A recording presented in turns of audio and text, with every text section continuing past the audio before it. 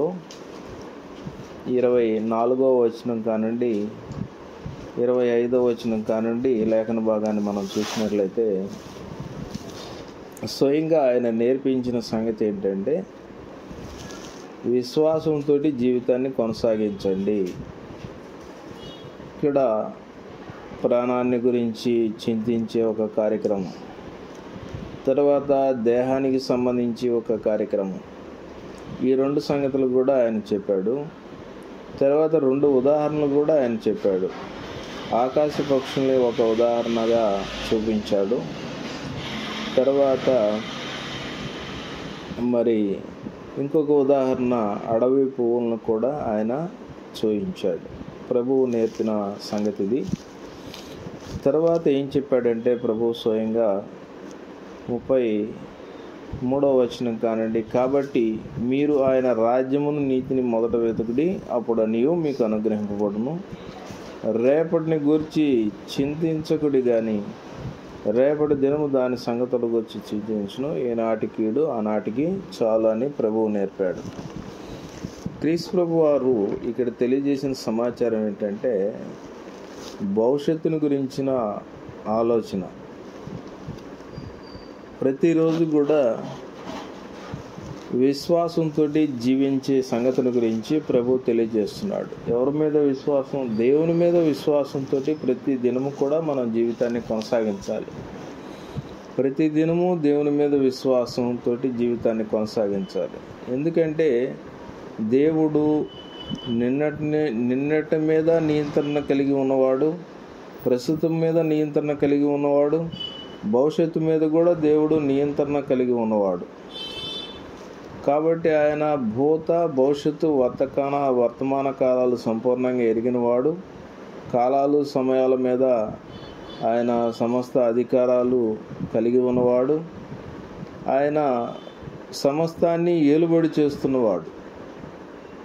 అందుకని ప్రభువు స్వయంగా తెలియజేస్తున్న సమాచారం ఏంటంటే గతంలో దేవుడు చేసిన ప్రతి మేలుని మనం జ్ఞాపకం చేసుకుంటూ ప్రస్తుతము ప్రతి దినము కూడా విశ్వాసంతో మనం జీవితాన్ని కొనసాగించాలి.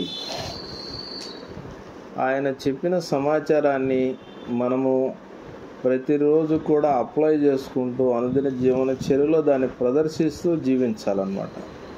ఇది కొద్దిగా కష్టతరమైన విషయమే, అయినప్పటికీ కూడా ఆయన సమాచారాన్ని చెప్పాడు. ఎప్పుడైతే ఆయన చెప్పినట్లుగా మనము విశ్వాసంతో జీవితాన్ని కొనసాగిస్తామో అప్పుడు దేవుని యొక్క సమాధానము క్రీస్తు ప్రభు వారి ద్వారా మన హృదయాలకు తలంపులకి కావలుగా ఉంటుంది.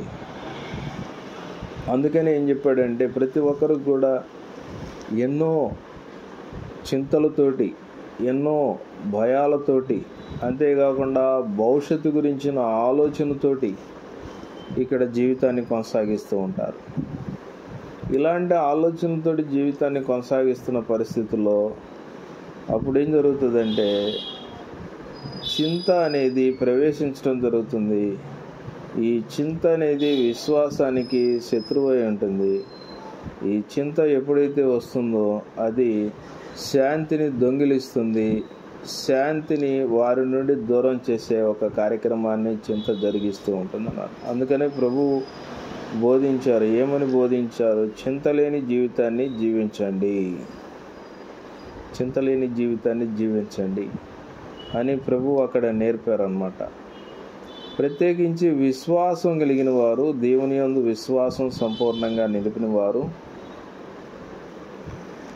నేటిని విశ్వాసంతో నేను జీవితాన్ని కొనసాగిస్తున్నాను, ఈ దినము ఈ విశ్వాసంతో జీవితాన్ని నేను కొనసాగిస్తున్నాను. ఎందుకంటే ఈ చింత అనేది మన విశ్వాసాన్ని ముంచివేస్తుంది అన్నమాట. ఈ చింత చేసే ఒక కార్యక్రమం. ఉదాహరణకి ఒక లేఖన భాగాన్ని మనం చూద్దాం దేవుని గ్రంథంలో నుండి. మత్తయి సువార్త 14వ అధ్యాయంలో ఒక ఉదాహరణ ఇక్కడ తేటగా తెలియజేయబడింది. 14వ అధ్యాయము 29వ వచనం కానండి లేఖనాన్ని మనం చూసినట్లయితే 16వ పేజీలో ప్రభువు నీళ్ళ మీద నడిచి వారి యొద్దకు వస్తున్నప్పుడు పేతురు చూశాడు. ముందుగా 28వ వచనంలో, ప్రభువా, నీవే అయితే నీళ్ళ మీద నడిచి నీ యొద్దకు వచ్చుటకు నాకు సెలవిమ్మని ఆయనతో అనెను. ఆయన రమ్మనగానే పేతురు దోణి దిగి యేసునొద్దకు వెళ్ళుటకు నీళ్ళ మీద నడిచిను. గాని గాలిని చూసి భయపడి మునిగిపోసాగి, ప్రభువా, నన్ను రక్షింపుమని కేకలు వేసెను. వెంటనే యేసు చేయి చాపి అతన్ని పట్టుకొని, అల్పవిశ్వాసి, ఎందుకు సందేహపడుతువని అతనితో చెప్పాను. ప్రత్యేకించి ఈ లేఖన భాగంలో కొన్ని సంగతులు మనం గమనించవచ్చు. పేతురు ప్రభువు నీళ్ళ మీద నడుస్తూ వారి దగ్గరికి వస్తున్నప్పుడు, దోణి దగ్గరికి వస్తున్నప్పుడు ముందుగా గమనించి చూసి, ప్రభువా, నీవే అయితే నీళ్ళ మీద నడిచి నీ యొద్దకు వచ్చుటకు నాకు సెలవిమ్మని ఆయనతో అడిగాను. ప్రభువు నడిచి దోణి దగ్గరికి వస్తుంటే పేతురు ఏమన్నాడంటే, నీవే అయితే ప్రభువా, నేను నీ దగ్గరికి నడిచి రావటానికి నాకు అనుమతినివ్వమన్నాడు. ఆయన ఏమన్నాడంటే అనుమతినిచ్చాడు పేతురికి. అనుమతినిచ్చినప్పుడు పేతురు ఏం చేశాడంటే యేసు దగ్గరికి వెళ్ళటానికి దోణి దిగి నీళ్ళ మీద నడవటం ప్రారంభించాడు. అప్పటి వరకు తాను నీళ్ళ మీద చక్కగా నడుస్తూ ఉన్నాడు. నీళ్ళు అతన్ని ముంచలేదు. ప్రభువు ఏ విధంగా అయితే నీళ్ళ మీద నడుచుకుంటూ వచ్చాడో అదేవిధంగా పేతురు కూడా నీళ్ళ మీద నడుస్తూ మునిగిపోకుండా ప్రభు దగ్గరికి వెళ్తున్నాడు. అయితే ఆ యొక్క సముద్రంలో గాలిని చూసినప్పుడు అతడు భయపడటం ప్రారంభించాడు. అంటే అతనిలోనికి భయము వచ్చేసింది, అతనిలోనికి చింత అనేది ప్రవేశించింది.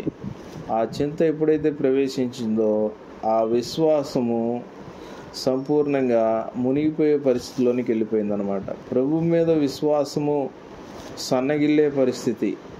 అందుకనే ప్రభు అన్నాడు, అల్ప విశ్వాసి, ఎందుకు సందేహపడితివని అతనితో చెప్పాను.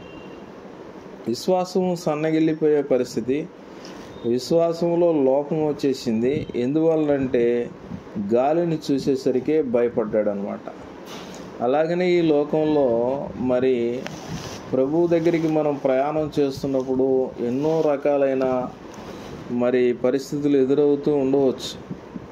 ఇలాంటి పరిస్థితుల్లో ఆ పరిస్థితుల ప్రభావం వలన, లేకపోతే ఆ పరిస్థితులను చూసినప్పుడు ప్రభు మీద మనకి విశ్వాస సందేహం కానీ, విశ్వాస లోపం కానీ, అల్ప విశ్వాసం కానీ బయలుదేరినప్పుడు ఏం జరుగుతుందంటే, పేతురికి ఎలాంటి పరిస్థితి జరిగిందో, అప్పటి వరకు సందేహం లేకుండా నడిచిన వాడు తర్వాత మునిగిపోవడం ప్రారంభించేశాడు.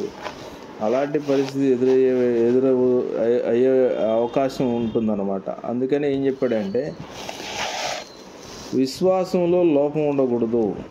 లోపం ప్రవేశించినప్పుడు ఏం జరుగుతుందంటే, ఈ లోపం అనేది విశ్వాసంలోనికి ప్రవేశించినప్పుడు ఈ లోపాన్ని చింత అంటాము. పరిస్థితుల ప్రభావాన్ని బట్టి చింతించటము, భయపడటము, ఇలాంటి చింత, భయం వచ్చినప్పుడు ఆ చింత అనేది విశ్వాసానికి శత్రువు అయి ఉంటుంది. కాబట్టి ఆ చింత ఏం చేస్తుందంటే వారిలో సమాధానం లేకుండా, నెమ్మది లేకుండా, ప్రశాంతత లేకుండా దాన్ని దొంగిలించే కార్యక్రమం జరిగిస్తూ ఉంటుంది.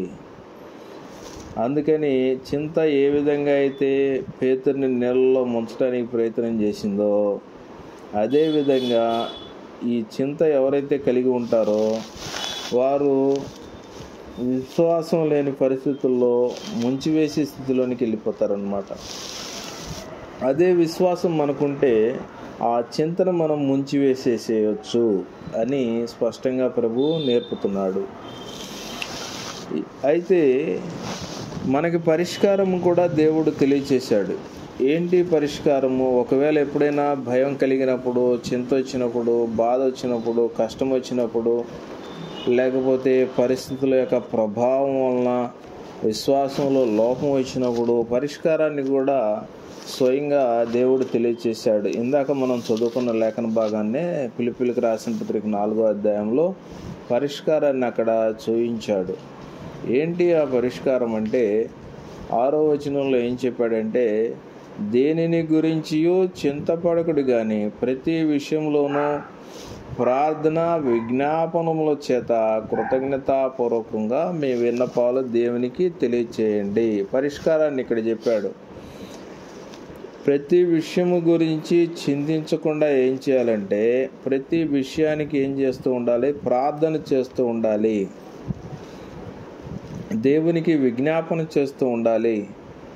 దేవునికి ఈ ప్రార్థన విజ్ఞాపన చేసేటప్పుడు కృతజ్ఞతా భావం అనేది ఖచ్చితంగా ఉండాలి. కృతజ్ఞతాపూర్వకంగా ఎప్పుడైతే మనం దేవుడికి ప్రార్థన చేస్తూ విజ్ఞాపన చేస్తూ ఉంటామో, అవి ఆయనకి విన్నవించుకుంటూ ఉంటామో, అప్పుడేం జరుగుతుందంటే సమస్త జ్ఞానానికి మించిన దేవుని సమాధానం, సమస్తమైన జ్ఞానము, అది ఏ జ్ఞానమైనా కావచ్చు, లోక సంబంధమైన జ్ఞానం కావచ్చు, ఏ జ్ఞానమైనా కావచ్చు, ఈ జ్ఞానానికి మించిన దేవుని సమాధానం ఏం చేస్తుందంటే యేసుక్రీస్తు వలన మీ హృదయాలకు తలంపులకు కావలుగా ఉంటుందని చెప్పేసేసాడు. కాబట్టి పరిష్కారాన్ని కూడా దేవుడే తెలియజేశాడు. చింతలో రావడం సహజమే, ప్రతి ఒక్కరికి పరిష్కారాన్ని చూపించాడు. ఈ చింత వలన ఏం జరుగుతుందంటే మనసు చాలా భారంగా ఉంటుంది. ఈ భారంగా ఉన్నప్పుడు ఎప్పుడైతే ప్రార్థన చేయటం ప్రారంభిస్తామో మనసు అనేది తేలికపడిపోతుంది అన్నమాట. భారంగా ఉన్నప్పుడు తేలికపడుతుంది. ఎందుకంటే చింత అనేది భవిష్యత్తు మీద నమ్మకాన్ని కోల్పోయేటట్లుగా చేస్తుంది. రేపటి గురించి నమ్మకాన్ని కోల్పోయే పరిస్థితికి తీసుకొని వెళ్తుంది అన్నమాట చింత. ఏ రోజు ఆ రోజు విశ్వాసంతో జీవించడం నేర్చుకోవాలి. దేవుని యందు విశ్వాసంతో ఏ రోజుకు ఆ రోజు జీవితాన్ని కొనసాగించాలి. భవిష్యత్తు గురించి ఆశ దేవుని మీదనే నిలపాలి. దేవుని మీద మనం భవిష్యత్తు గురించి ఆశ ఉంచామనుకోండి, అప్పుడేం జరుగుతుందంటే దేవుని యొక్క సమాధానము మనకి అనుగ్రహింపబడుతుంది. భవిష్యత్తుని దేవుని చేతిలో ఉంచిన వారం అవుతాం అన్నమాట. ప్రార్థనలో దేవునికి అప్పగించుకుంటాం కాబట్టి ఏదైనా సరే మనము చింతించడం వల్ల జరిగే కార్యక్రమాలు ఏముండవు, కానీ ప్రార్థన వల్ల దేవునికి అప్పగించుకోవటం వల్ల జరిగే కార్యక్రమాలు ఉంటాయి. చింత వలన కాదు, ప్రార్థన వలన ఏదైనా సాధ్యపడుతుంది అని దేవుని గ్రంథం స్పష్టంగా తెలియజేస్తుంది. మొదటి సమూయేలు గ్రంథంలో ఒక ఉదాహరణ మనందరికీ తెలిసిన సమాచారమే. ఎన్నో సంవత్సరాల నుండి ఆమె చింతిస్తూ ఉంది సంతానం కొరకు. హన్నా గురించిన సంగతి ఈ సమాచారము మొదటి అధ్యాయంలో ఈ సమాచారం తేటగా రాయబడి ఉంది. ఎన్నో సంవత్సరాల నుండి గర్భఫలం లేక ఎంతగానో ఆమె చింతిస్తూ ఉంది. మొదటి అధ్యాయము 10వ వచనం కానివ్వండి లేఖనము స్పష్టంగా ఈ సమాచారాన్ని తెలియచేస్తూ ఉంది. అయితే ఆమె ఒక నిర్ణయాన్ని తీసుకుంది. ఏంటి? దేవుని ఎదుట తీసుకున్న నిర్ణయం ఏంటంటే దేవుని సన్నిధానానికి వెళ్ళి ఆమె ప్రార్థన చేయడం ప్రారంభించిందనమాట. ప్రార్థన చేయటం ప్రారంభించి తానేం చేసిందంటే దేవునికి అప్పగించేసుకుంది. అప్పగించేసుకున్న తర్వాత ఆమె చేసిన ఒక కార్యక్రమాన్ని మనం చూసినట్లయితే 18వ వచనంలో మనం ఇప్పుడు మొదటి అధ్యాయము 10వ వచనంలో మనం చూసాము.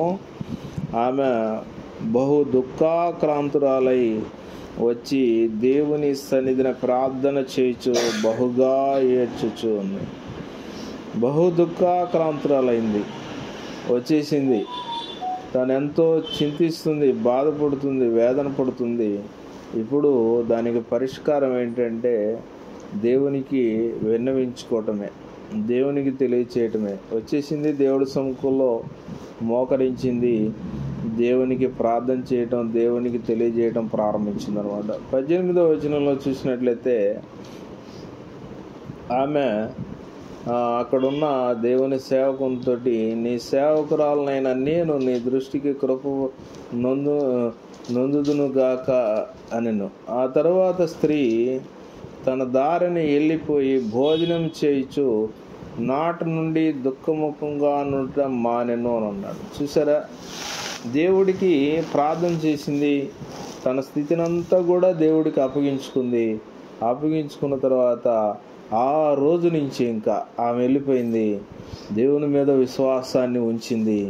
దేవుడే ఏదైనా చేయగలుగుతాడు, దేవుడు చేయకపోతే ఇక నా జీవితంలో ఏది జరిగే కార్యక్రమం ఉండదని ఆమెకు అర్థమైపోయింది.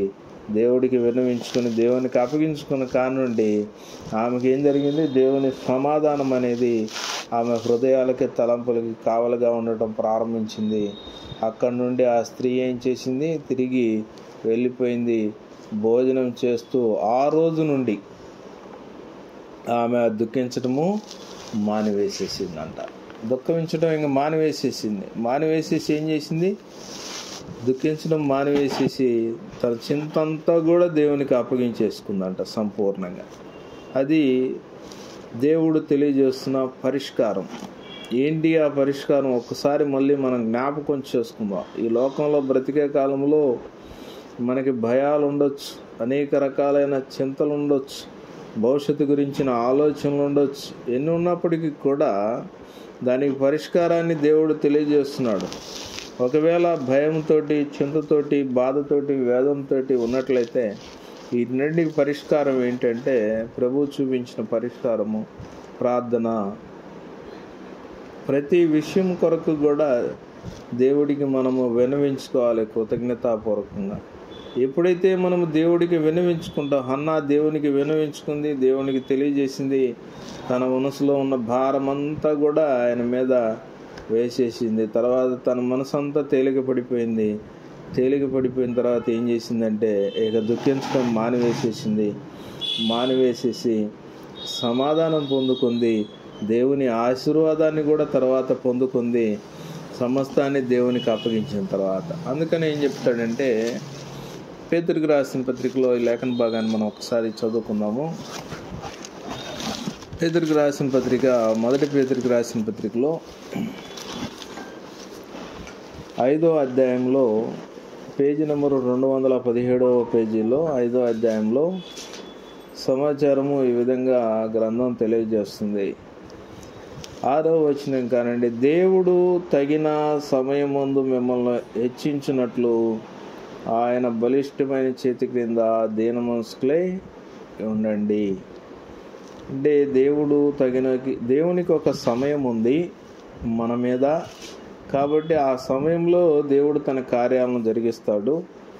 అయితే ఏం చేయాలన్నాడంటే, ఆయన మిమ్మల్ని గురించి చింతించుచున్నాడు గనుక మీ చింత యావత్తు ఆయన మీద వేయండి. చింత అంతా కూడా ఎవరి మీద వేయాలి? దేవుని మీద మనం వేయాలి. దేవుడికి విన్నవించుకొని ప్రార్థన చేసి ఆయనకి సమస్తాన్ని కూడా అప్పగించాలి. అప్పుడు నిబ్బరమైన బుద్ధి గల వారయ్యే మెలకుగా ఉండండి. ఈ మెలకుగా లేకపోతే, మీ చింత యావత్తు కూడా దేవునికి అప్పగించుకోకపోతే అపవాదికి, విరోధికి తావు ఇచ్చిన వారైతారు.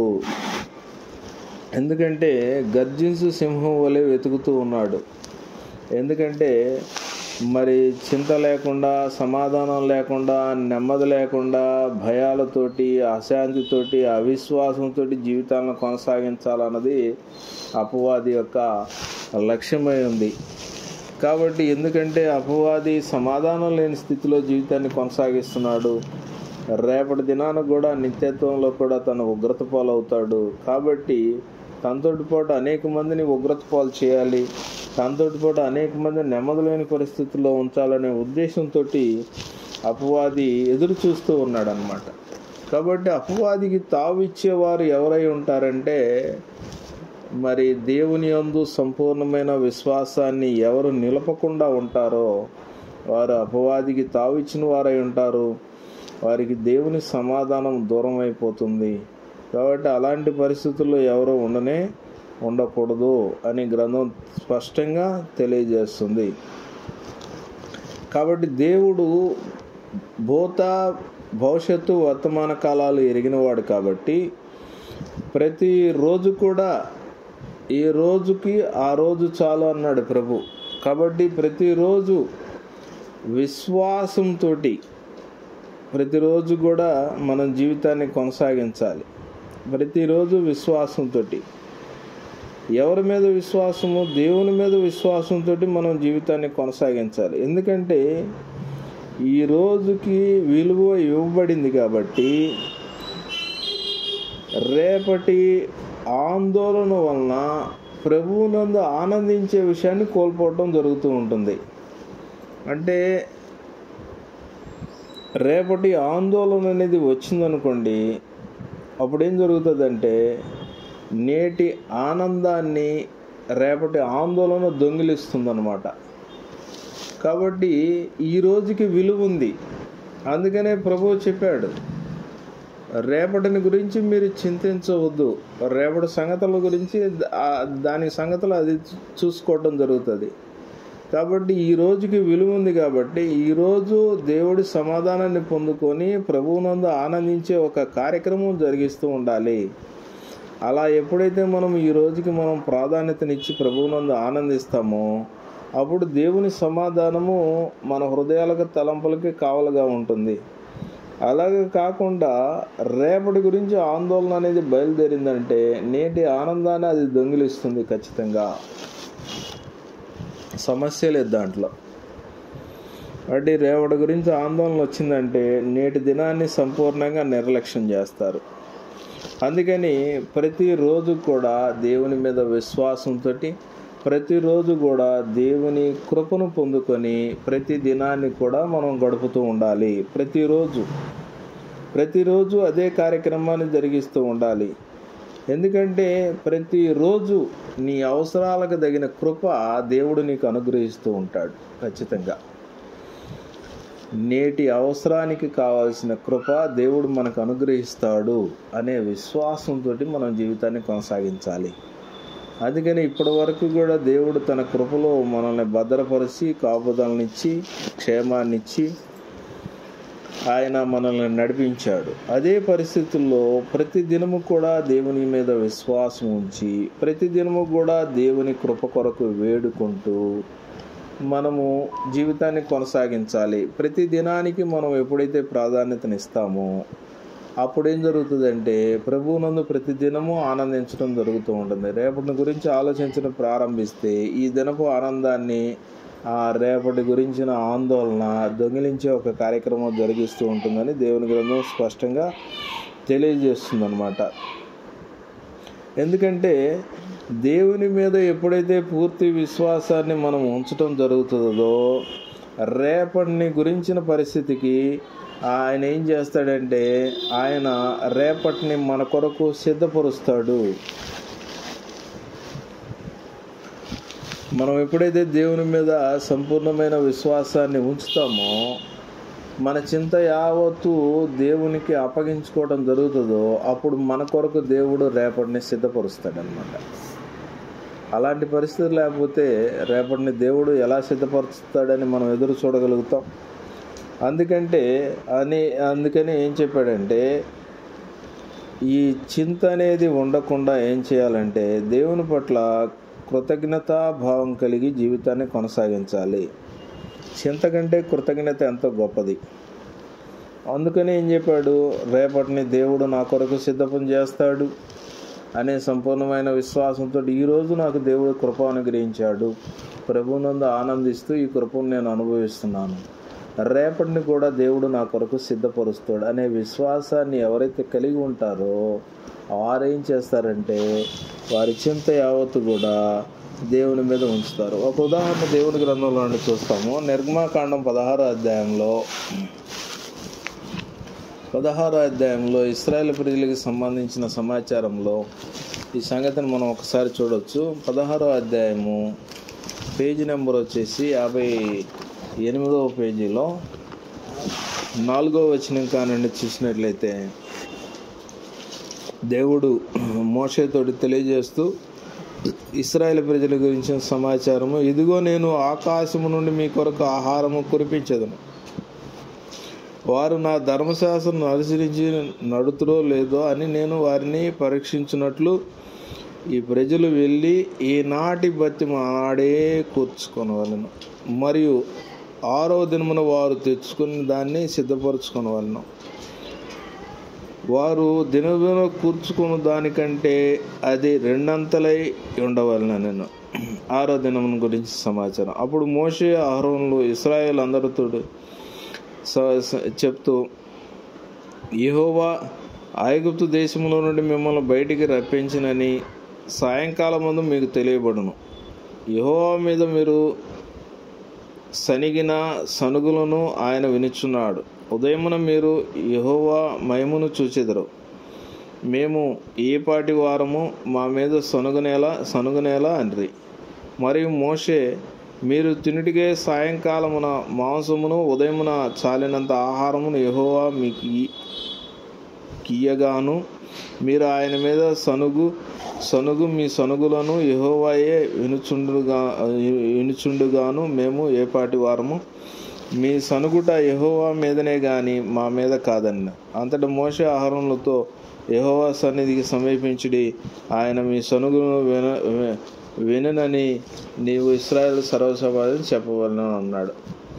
వగేరా సమాచారాన్ని తెలియజేసినప్పుడు ఏం చెప్పాడంటే, ప్రత్యేకించి 4వ వచనంలో, ఇదిగో నేను ఆకాశం నుండి మీ కొరకు ఆహారం కురిపించదును, వారు నా ధర్మశాస్త్రం అనుసరించి నడుచురో లేదో అని నేను వారిని పరీక్షించినట్లు ఈ ప్రజలు వెళ్ళి ఏ నాటి బతి మా నాటినే కూర్చుకునేవారు. కాబట్టి దేవుడు పరలోకంలో నుండి మన్నాని కురిపిస్తున్నాడు వారి కొరకు.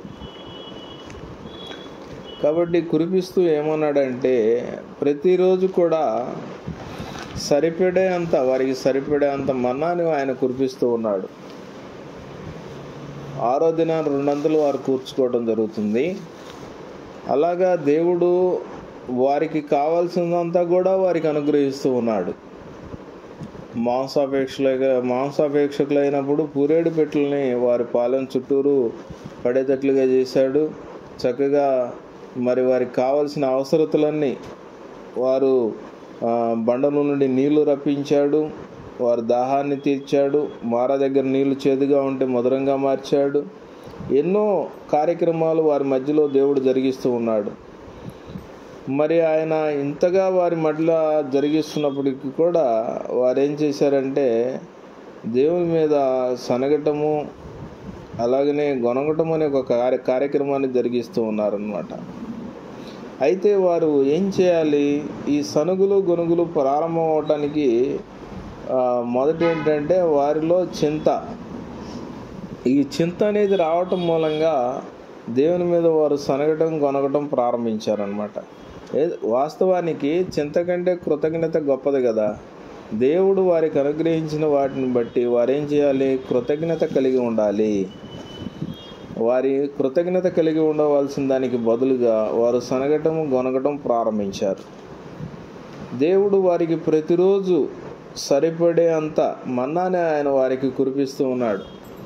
ఆయన చేశాడు వాగ్దానం చేసిన వాడు నమ్మదగిన వాడు. కాబట్టి వారు ఐగుప్తు నుండి విమోచించబడ్డ కాడి నుండి కూడా వారు పాలు తేనెలు ప్రవహించే దేశంలోనికి ప్రవేశించే అంతవరకు కూడా దేవుడు పరలోకం నుండి మన్నాని కురిపిస్తూనే ఉన్నాడు. ప్రతిరోజు ఏ రోజుకు ఆ రోజు వారికి కురిపిస్తూనే ఉన్నాడు అన్నమాట. కాబట్టి రేపటిని గురించిన చింత అనేది దేవుని మీద విశ్వాస లోపంతో కలుగుతుంది. ఖచ్చితంగా ఈ దినానికి ఉన్న ప్రాధాన్యతను దొంగిలించడానికే పూనుకుంటుందని గ్రంథం స్పష్టంగా తెలియజేస్తుంది. ప్రతిరోజు కూడా దేవుడు అనుగ్రహించే కృపతోటి, ఆ నూతనమైన కృపతోటి జీవితాన్ని కొనసాగించడం అనేది దేవుడు మానవుల దగ్గర నుండి కోరుకుంటూ ఉన్నాడు అని గ్రంథం స్పష్టంగా తెలియజేస్తూ ఉందన్నమాట. అందుకని ప్రభువు నేర్పిన సంగతి ఏంటంటే, ప్రతిరోజు కూడా విశ్వాసంతో జీవితాన్ని కొనసాగించాలి. అది దేవుని మీద విశ్వాసంతో జీవితాన్ని కొనసాగించాలి. ఎప్పుడైతే మనం దేవుడి మీద విశ్వాసంతో జీవితాన్ని కొనసాగిస్తామో అప్పుడు దేవుని యొక్క సమాధానం ఏం చేస్తుందంటే క్రీస్తునందు మన హృదయాలకు తలంపులకి కావలుగా ఉంటుందని గ్రంథము స్పష్టంగా తెలియజేస్తుంది. దేవుడు మానవ జాతి దగ్గర నుండి కోరుకుంటుంది ఇదే. ఈ రకంగా ఎవరైతే జీవితాన్ని కొనసాగిస్తారో వారు ప్రభువునందు ఆనందించేవారై ఉంటారు. లోకంలో ఉన్న పరిస్థితి వేరు, లోక సంబంధమైన ఆనందం వేరు. లోక సంబంధమైన ఆనందం అంటే ఏంటంటే మనందరికీ తెలుసు. లోక సంబంధమైన ఆనందం కొంతమంది వినటం వలన ఆనందిస్తారు, కొంతమంది మాట్లాడటం వలన ఆనందిస్తారు, కొంతమంది ఇంకా చాలా కార్యక్రమాల వలన ఆనందిస్తూ ఉంటారు లోక సంబంధంగా. కాబట్టి లోక సంబంధమైన ఆనందం అనేది అది అశాశ్వతమైనది. దాని మూలాన అది ఆనందంలాగా అనిపిస్తుందే కానీ అది వాస్తవానికి ఆనందం కాదు. నిజమైన ఆనందము, దేవుడు అనుగ్రహించే సమాధానాన్ని ఎవరు కలిగి ఉంటారో వారు ప్రభువునందు నిజంగా వారు ఆనందిస్తూ ఉంటారు. ఆ ఆనందం అద్భుతంగా ఉంటుంది. అప్పుడు వారేం చేస్తారంటే దేవుని మీదనే విశ్వాసం ఉంచుతారు. విశ్వాసం ఉంచి ప్రయత్న లోపం లేకుండా ఉంటారు. ప్రయత్నం చేస్తారు. ప్రయత్నం చేయకుండా గాలిలో దీపం పెట్టి మరి గాలి వీస్తున్నప్పటికీ దాన్ని పట్టించుకోకుండా ఉండే పరిస్థితి ఏం కాదు. ప్రయత్నం చేస్తూనే దేవుని మీద విశ్వాసాన్ని ఉంచి జీవితాన్ని ముందుకు కొనసాగించినట్లయితే ఖచ్చితంగా దేవుడి దగ్గర నుండి వారు ఆశీర్వాదాన్ని పొందుకుంటారు. చూడండి, హన్నా ఉదాహరణ మీరు చూసినట్లయితే అప్పటి వరకు కూడా మనోదుఖంతో తాను జీవితాన్ని కొనసాగించింది. తన జీవితం అంతవరకు కూడా దుఃఖంతో జీవితాన్ని కొనసాగిస్తూ ఉందన్నమాట. ఒక్కసారిగా దేవుడి సముఖానికి వచ్చేసింది. అప్పటికి ఎన్నోసార్లు దేవుడి సముఖానికి వచ్చింది. కానీ అప్పుడు దేవుడి సముఖానికి వచ్చిన తర్వాత ఒకటి నిర్ణయం తీసుకుంది హృదయంలో. నాకు కలిగిన చింత యావత్తు కూడా నేను దేవునికి అప్పగించుకుంటాను అనుకుంది. మోకరించింది, ప్రార్థన చేసింది, దేవుడికి అప్పగించేసుకుంది. ఇక అక్కడి నుండి బయలుదేరింది. ఇక ఆ చింత లేకుండా చక్కగా భోజనం చేసి తన పనులు తాను చేసుకుంటూ తన జీవితాన్ని కొనసాగిస్తూ ఉంది. ఎప్పుడైతే చింత ఆమె దేవునికి అప్పగించిందో వెంటనే ఏం జరిగిందంటే దేవుని పట్ల విశ్వాసం ఆమెలో అధికంగా పెంపొందింది. ఆ విశ్వాసం ద్వారా దేవుడి యొక్క ఆశీర్వాదాన్ని ఆమె పొందుకుంది. తర్వాత సమూయేలు ఆమెకి జన్మించాడు. తర్వాత ఇంకా సంతానము ఆమెకి కలిగారు. ఆశీర్వాదాన్ని పొందుకుంది. ఆ సమాధానము, ఆ ఆనందం అనేది శాశ్వతంగా తన జీవితంలో కొనసాగుతూనే ఉందన్నమాట. కాబట్టి ప్రత్యేకించి ఈనాటికీడ ఆనాటికి చాలు అని అన్నాడు ప్రభు. అలాగా కాకుండా గనక ఆలోచన చేసినట్లయితే ఖచ్చితంగా అపవాదికి తావు ఇచ్చిన వారై ఉంటారు. అపవాదికి తావు ఇచ్చినట్లయితే దాని యొక్క తీవ్రత అనేది ఎట్లా ఉంటుందంటే దాని తీవ్రత భయంకరంగా ఉంటుంది. ప్రతి ప్రదేశంలో దాని తీవ్రత కనిపిస్తూ ఉంటుంది అన్నమాట. అది కుటుంబంలో కావచ్చు, లేకపోతే మనము చదువుకునే ప్రదేశంలో కావచ్చు, లేకపోతే మనం